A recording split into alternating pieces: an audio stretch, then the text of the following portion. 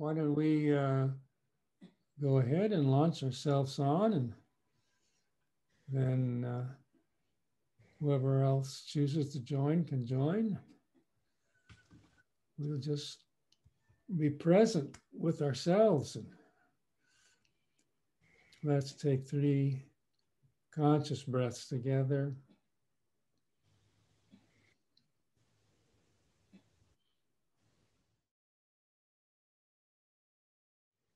And a deep in breath. Om.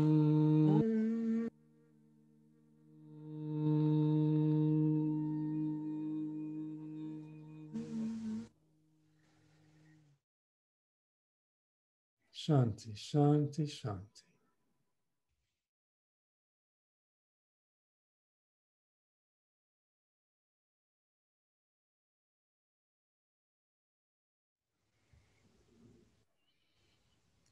Well, here we are again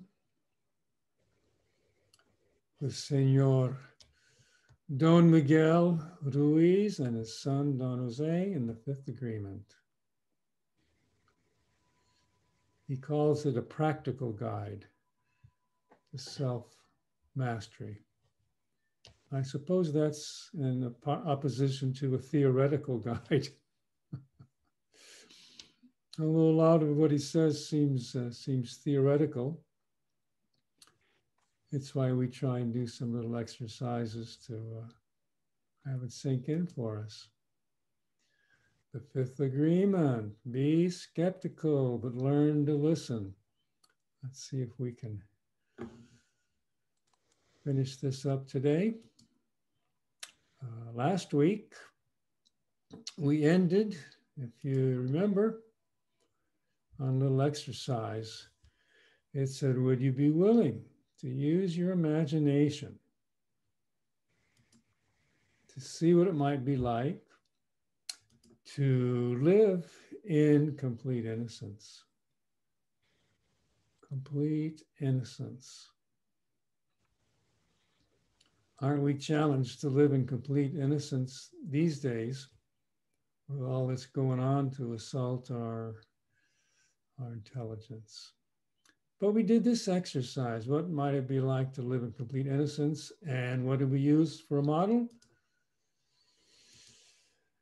Imagine that you see the world through the eyes. Oh, no, you're doing it again.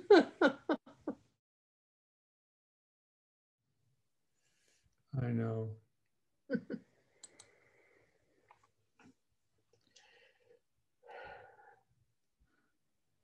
So can we take ourselves out of ourselves and see the world through these eyes? Or do we want to? Just pure taking in what's so and full of love. I think this picture reminds you of your dog, is that right? It did, just the trusting eyes, you know. Trusting eyes, trusting everything. So we use that to see if we're willing to step into those eyes. And we ask ourselves, as this doggy, do I see anyone or anything is not perfect? Well, he doesn't, does he? No. Looks at the eyes as if everything is perfect and okay and full of trust. I was watching last night on television Ken Burns' history of the Vietnam War. They interviewed a veteran who came home who was really depressed by his experience there and then all the anti-war movement that he experienced after he got home, and just feeling he hid out. He had a gun and he wanted to kill himself, but he didn't have the courage to do it. He wasn't quite ready to do it. And one night he was ready to do it, and he heard a noise at his door. And it was his two dogs scratching at the door. They wanted to be let in. So he put his gun down, took it off the safety, put it in the door, went and opened the door. The dogs came in and oh, they just loved him. Give him all that love. He was so grateful for those dogs because he might have done himself in. But they saw the world as perfect and they loved him. So as a doggy, we asked ourselves, can we see that life is truth just as it shows up every minute? And light is truth. And love is truth through the eyes of that animal. That's how we ended last week. Was this a useful exercise to run through last week? Yes. Here we go. We're going to launch off on the next section. Be skeptical, but learn to listen. In the process of domestication, when we were kids, you lose your innocence. Dogs don't get domesticated, so they do, they get potty trained. But they don't have an intellect to get domesticated. We lost our innocence. By losing our innocence, we start to search for what we've lost. And this leads us to gain awareness, or could lead us to gain awareness. And that was the purpose of the little exercise, just to be aware that there's more than one way to experience the world, and social media and the television and all the news we get. Once you recover awareness, he says, you become completely responsible for your own evolution. Once you're aware, you're responsible for your evolving, every choice you make in life. So is that true for us? Once we get awareness that we're responsible for how we evolve, that we also recognize that we're responsible for every choice we make in life. We make so many choices unconsciously, I'm not sure that we're aware that just through awareness, we're responsible for our choices in life. Does that seem right to you, that you're more aware of your choices you make in life and your responsibility? I think so.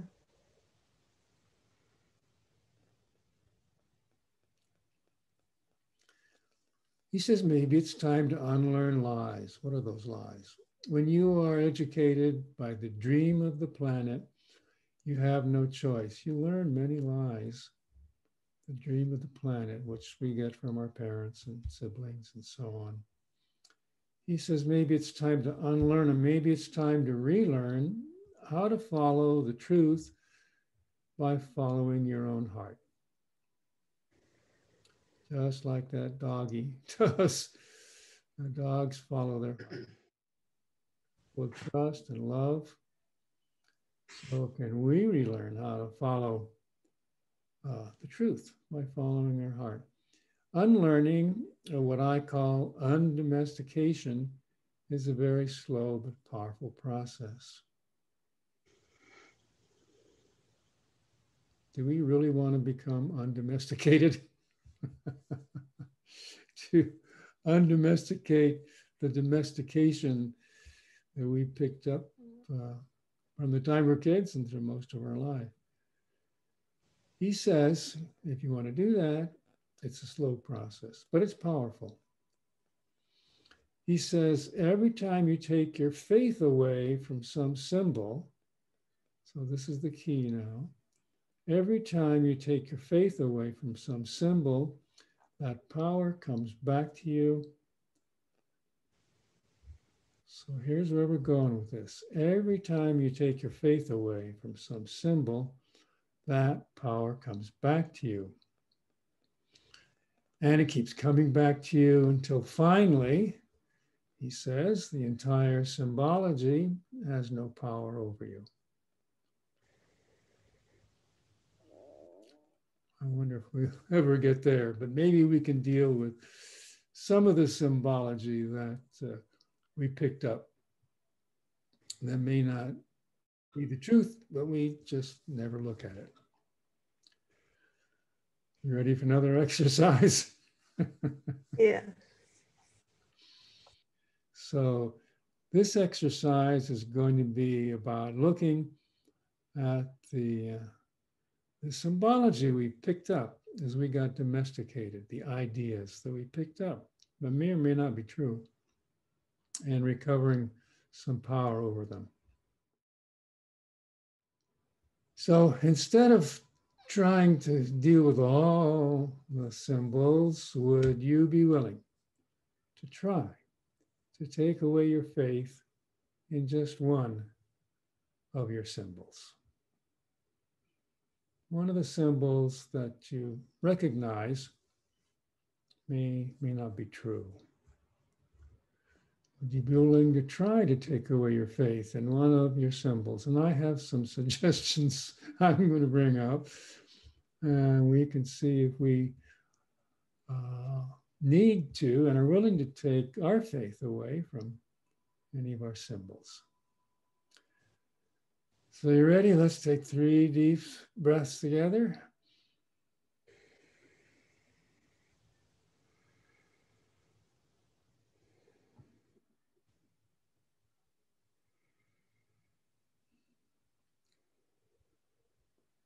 Now opening our eyes, here's our friend again. We're going to use our friend to help look at some of our symbols.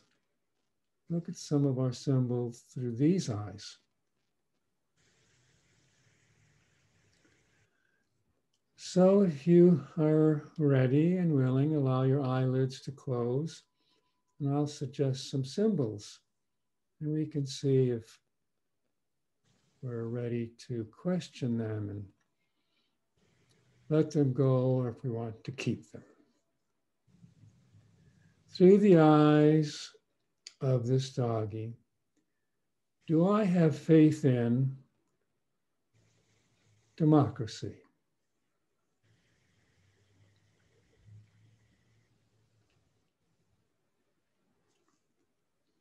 Do I have faith in socialism?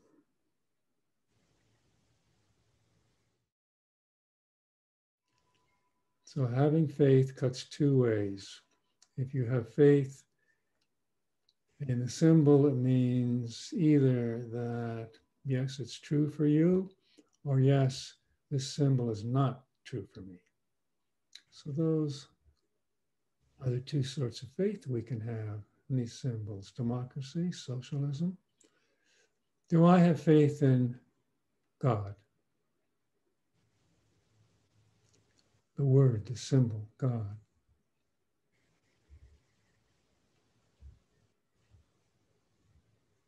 Do I have faith in capitalism?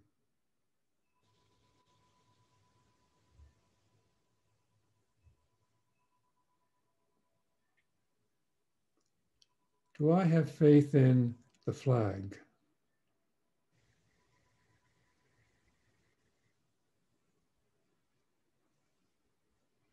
These are all symbols.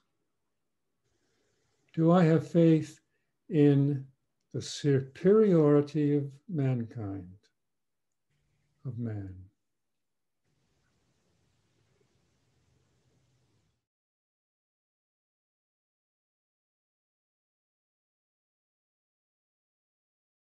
Do I have faith in communism?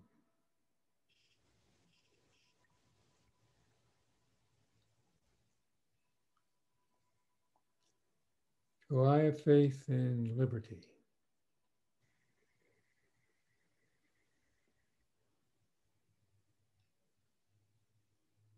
Well, I have faith in mankind.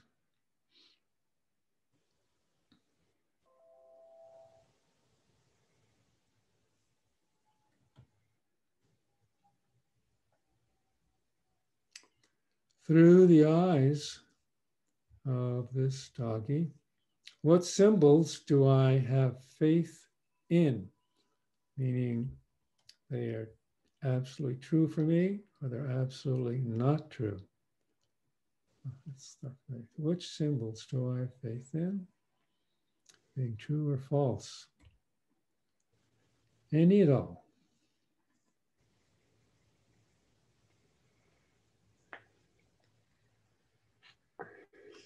Through the eyes of the doggy, am I able to live a happy and fulfilling life without any symbols whatsoever?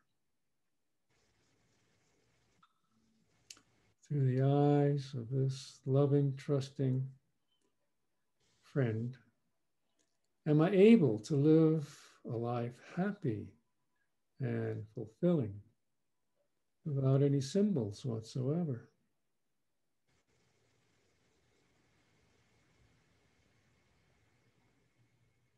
Or am I attached to some of these symbols and want to retain them as being so or not so?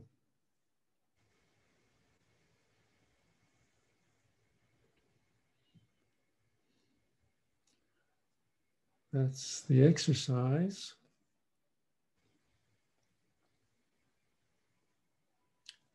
Did I pick any symbols that struck a chord with you? I'm not really sure how we're doing this, but I guess through the eyes of the dog, you'd accept all of them. But for me personally, right now, I think it's just mankind. The rest of them, I don't think I can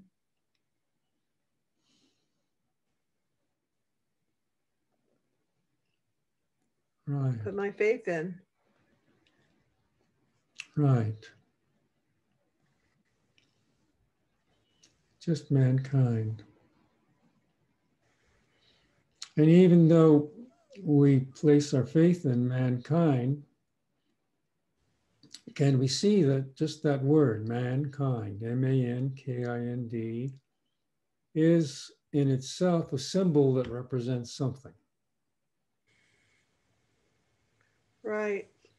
And I don't have faith in all of mankind either. Yeah.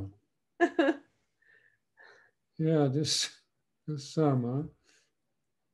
So is our faith in that symbol, M-A-N-K-I-N-D, mankind, or is it in something that seems to represent, what the symbol represents?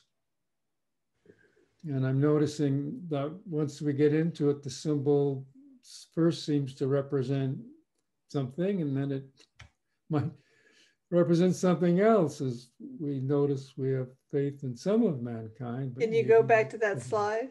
Sure. With the choices? Sure. Okay. These are all symbols, every one of them.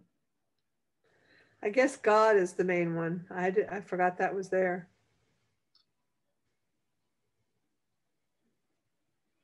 But it's so hard to understand God's role in any of this. He's, we're doing it to ourselves. What he is asserting in this book, there are two things. One, there are the symbols. Here are the symbols. Two, there is the underlying truth that the symbols represent or don't represent. Did he pick these or did you pick these? I just picked what came up for me. Okay. I picked some intellectual symbols, except for the flag. But all these are sort of intellectual concepts. So do we have faith in these intellectual things? Or do we have faith in something else that these intellectual symbols represent for us?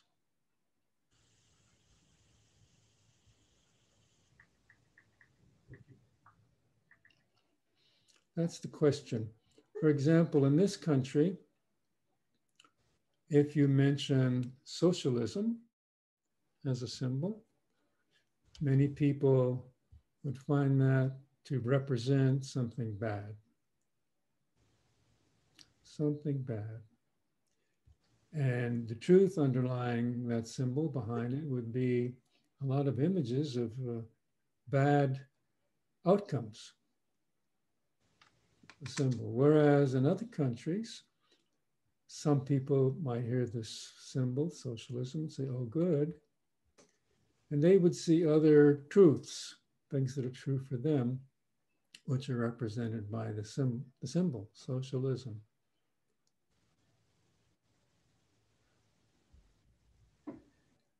The exercise is designed to see which of these symbols we have faith in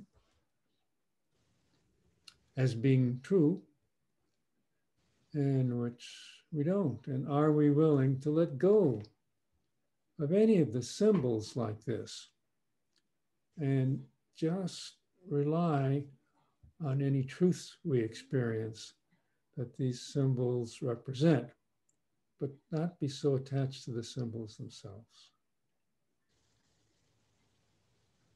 That's the exercise. Did any of that come across while we were doing the exercise? Oh, yeah, I was just trying to figure out what I do have faith in anymore. Yeah, in times like this, it's easy to give up faith in things when we see what the symbols represent letting us down. I have faith in democracy. We'll see how by Tuesday. Our version of it. Right. You know, if something other than the outcome you prefer happens on Tuesday, I wonder if there are others who will say, well, that's democracy.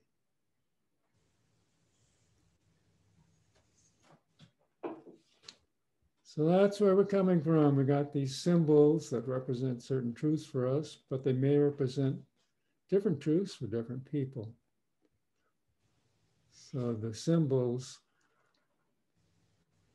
are one thing, they're useful, and can we use them with a grain of salt? In other words, be skeptical about these symbols, but respect them and use them, just not to be over attached to them.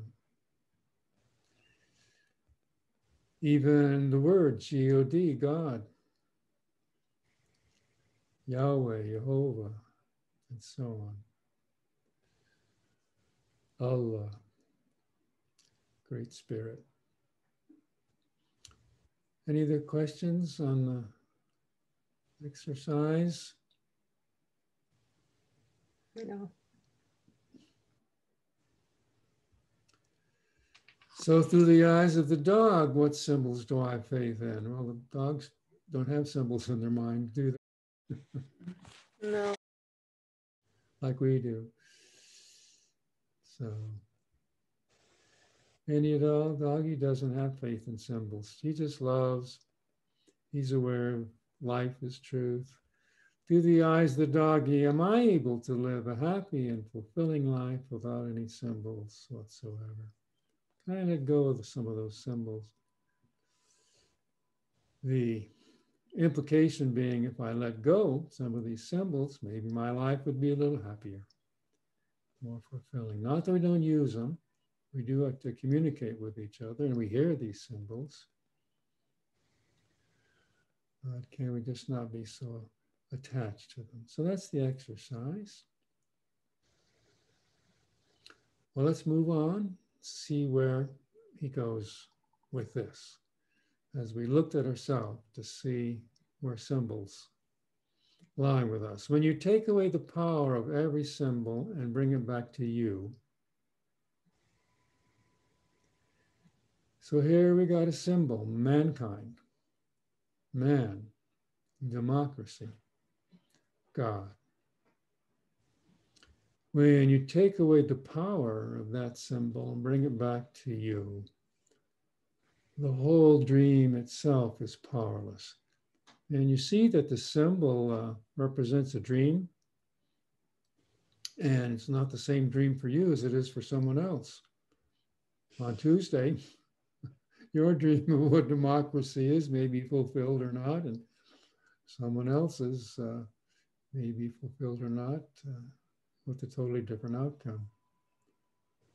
Take away the power of the symbols and bring them back to you. So the dream loses some of its power over you, powerless. And when that power has returned to you, you are invincible, he says.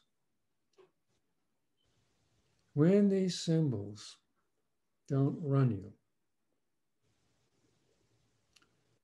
gosh, remember the symbol for the First World War, make the world safe for democracy. And young men went off, and when they were asked, why are you fighting? I'm making the world safe for democracy. They had invested their faith in that symbol. When they asked men in Vietnam, not at the beginning of the war, but towards the end of the war, when the soldiers became disillusioned, at first, they told the soldiers in Vietnam, the reason you're here, they told the American soldiers, is to keep the world safe from communism, to keep us safe from communism. But then when the soldiers there recognized that the war they were fighting didn't seem to have anything to do with international communism, that was it, make the world safe from international communism, didn't seem to have anything to do with it. They saw what was true, which was here was a people rising up against an invader. So they became disillusioned. Later on, they gave the soldiers another symbol. They said, the reason you're fighting here is to support the credibility of America and our institutions. Well, that didn't go over very well with the soldiers either. They were trying to have the soldiers have faith in another symbol so that they could take that faith with them as they went into war. Well, it didn't work, and the soldiers didn't buy into that symbol. In other words, they weren't willing to go die to get Johnson or Nixon reelected. So when the power of those symbols has returned to you, then you become invincible with your self, intellectual self. Nothing can defeat you intellectually because you're not allowing any of those symbols to run you. You see the power is not in those symbols, make the world safe for democracy. No, the power is in you and your innate ability to experience the truth and to look for that truth and not let the symbols distract you. Nothing can defeat you. Or perhaps I should say, he says, that you can no longer defeat yourself because it's exactly the same thing. So when we let the symbols run us, in a sense, we're defeating ourselves. Once you recover all that power you invested in symbols, democracy, some socialism, God, mankind, communism, socialism. Once you recover the power you invested in the symbols, You just don't believe every thought that comes into your head.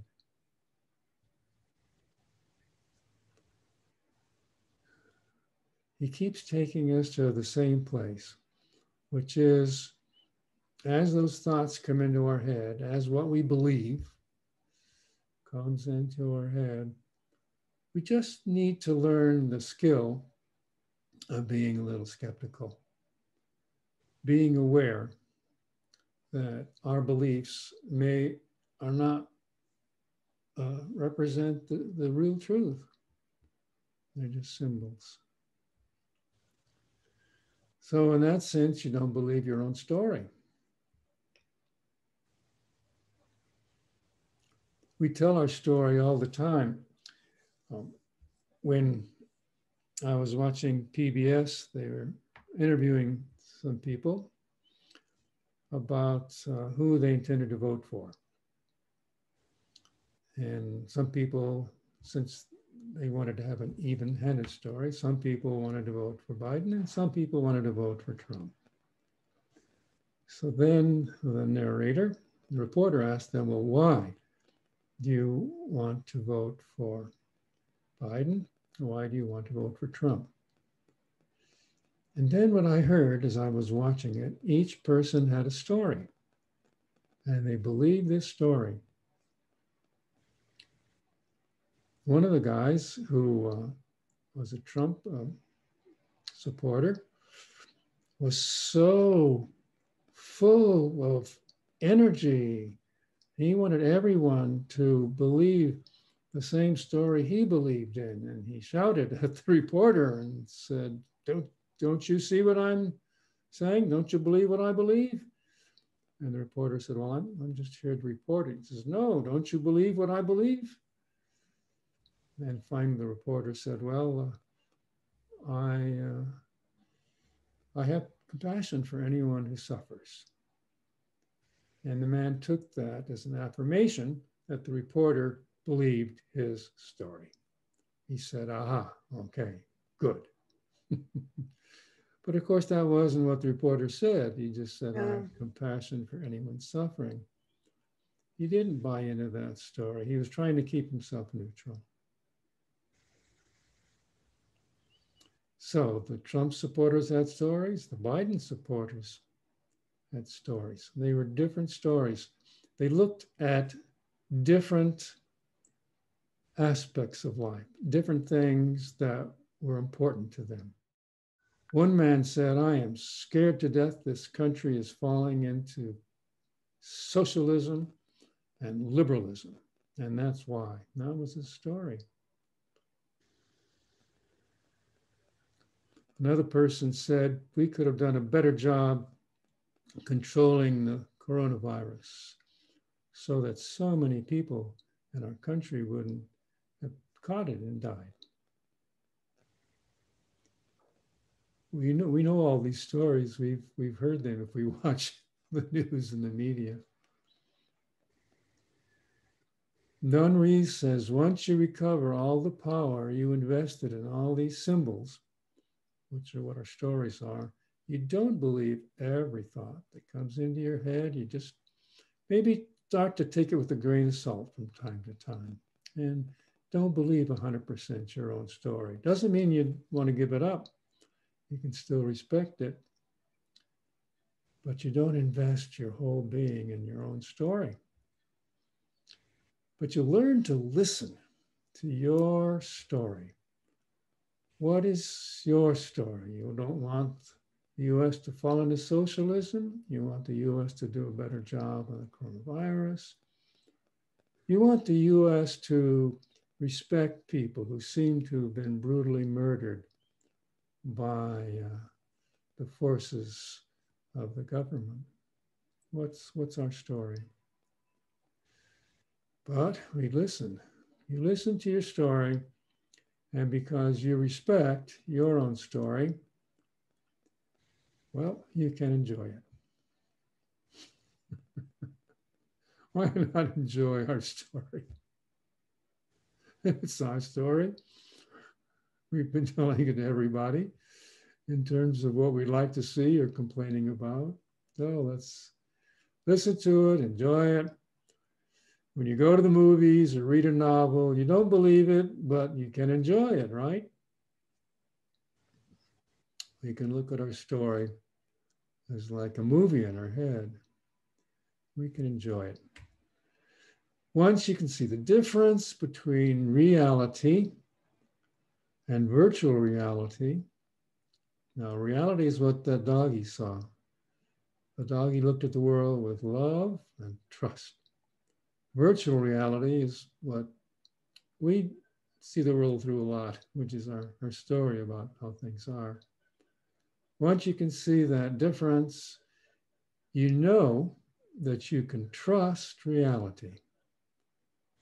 Just like that doggy looks out with love and trust. You can trust that, and you don't have to trust the virtual reality. You don't have to trust it, but you can enjoy both. We can enjoy our stories, not invest our full faith in them, enjoy what we do notice, that's truth, and enjoy them both. It's all good. God is good. Sounds like a unity teaching. It's all good. You can enjoy what is, just like that doggy looks at you with love and trust. You can enjoy what you create. In some ways, that story that we have is what we created. The way we see the election, that's our story. Other peoples have created another story. Well, we can enjoy what's so. We can enjoy what we create. Even though you know your story isn't like 100% true, you can create the most beautiful story and you can guide your life through that story. Here's where he's going with all of this business. Once we learn to step back from our story, it may not be the absolute truth for everyone. He says, then you notice that we can create a beautiful story. We can create a beautiful story. You can guide your life through that story. Jesus created a beautiful story of life. He is our way shower. When he looked at people with whom he disagreed, he told us the way to do that is the way I do it. Look at those people with love. Look at them with love. And that way you create a beautiful story. He said, love your enemy. And the kind of love he was talking about wasn't romantic love, was it? Rather, it was a love that means, can you treat your enemy with respect? Can you experience your enemy with a sense of generosity? Can you find it in your heart to have some compassion for those people who have different stories of your own than yours? By doing that, treating people, particularly people who are on the other side of your belief spectrum, with respect, a sense of generosity for the shoes they're in, and compassion, you can begin to create the most beautiful story. And you can guide your life through that story. But first, you need to unlearn a lot, he says. And the fifth agreement is just another tool for that. Just another tool to unlearn a lot. He says, whenever you go around the world, you will hear all kinds of opinions and stories from other humans. And if you watch the news, we hear all kinds of opinions and stories. Other humans, you will find some great storytellers wanting to tell you what you should do with your life. great storytellers telling you what to do. He says, don't believe them. Don't believe them. Don't believe the storytellers. He says it's nobody else's business what you do with your life. Not the storytellers who are trying to persuade you. No, it's not their business what you do with your life. For centuries, there have been people who claim to know the will of God. I know the will of God. For centuries, people have gone around preaching goodness and righteousness and condemning everybody. We see that even today. Some people go around preaching goodness and righteousness and yet condemning others. Sinners, that's bad. Not that long ago, there were people who predicted that in the year 2000, all the computers would fail. Remember that? Y2K. I do. Y2K came, we celebrated the new century, and things went on as usual. Some people were full of anticipation, full of dread, full of worry. Others weren't. What happened? Things went on pretty much as usual. So that was our story. Thousands of years ago, just like today, there were prophets who were waiting for the end of the world. It's in the Bible. At that time, a great master said,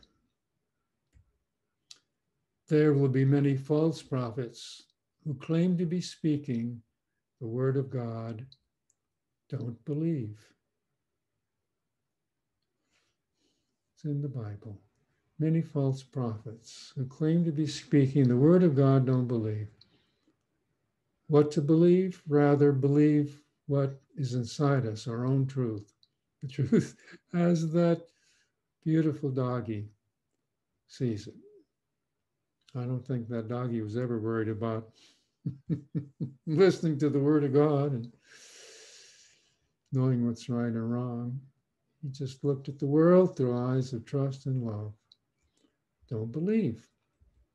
The fifth agreement is really not that new. Be skeptical and learn to listen.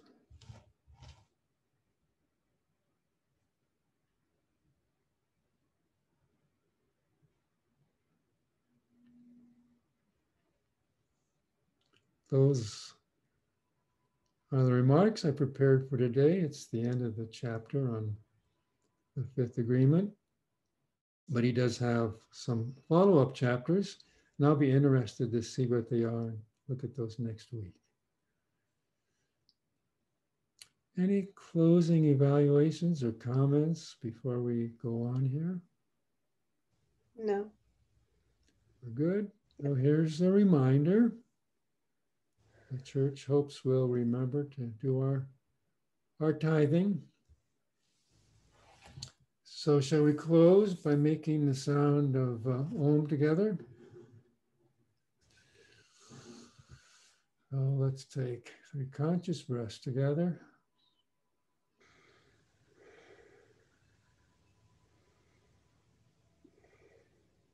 And with a deep in-breath.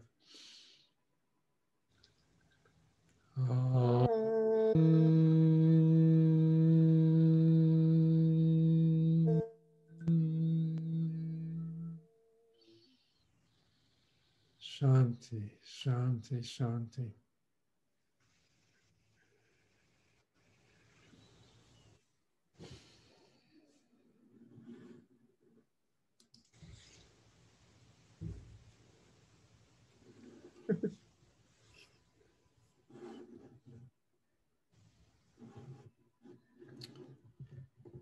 Well, it's been real.